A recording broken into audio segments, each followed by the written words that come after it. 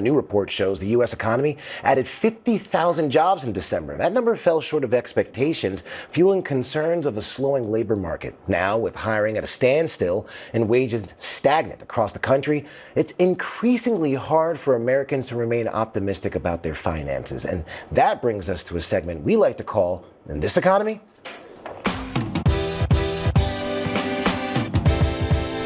All right, 2025 saw an average of just 49,000 jobs added per month, which represents a significant slowdown from the year prior. Isaiah Hankel is the author of Too Good to Get Hired and is the founding CEO of Overqualified. He joins me now to help unpack this for us. Isaiah, I got to ask you, new year, no offers. What is causing this tightening in this job market?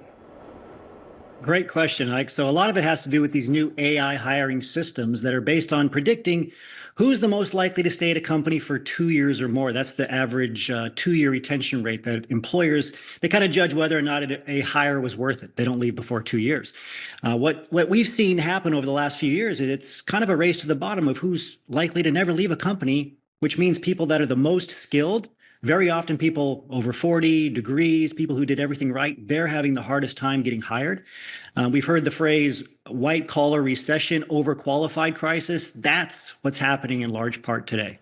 Now, you talk about AI and how it's impacting both younger job candidates, but also those with more experience and credentials. Can you talk us through that?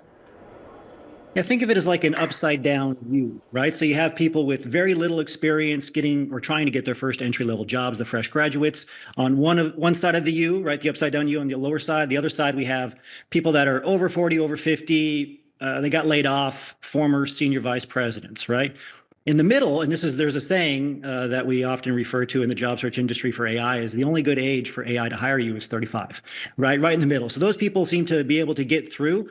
But anyone on either side of that upside down U can't get hired. So you have people that are the fresh graduates, they're being replaced by AI in large part. And then you have the people that have been laid off for being maybe too expensive, too much of a flight risk. Maybe they'll retire, for example, because they're a little bit older.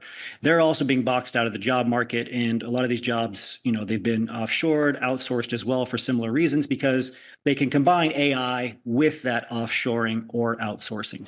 Now, what advice do you have for people who are trying to land a job in this market right now?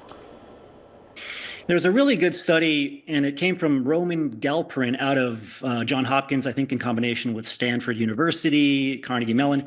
It looked at these 3 different factors on how you could show an employer that whether you're older or even a fresh graduate, that it could be helpful in terms of getting hired. So number 1 was showing your commitment level, using longevity language. I can see myself here for the rest of my career. If you're talking in theory, it's okay to say that because you don't know what's on the table yet. The second thing is being organizationally focused instead of self-focused, right? So if you're a bit older, don't say, I have 20 years of experience, I've done it already, right? Instead say, I want to be a part of your culture, your mission. And then finally, show the company you apply to that company specifically. They're your top choice for XYZ reasons. Multiple companies can be your top choices for different reasons.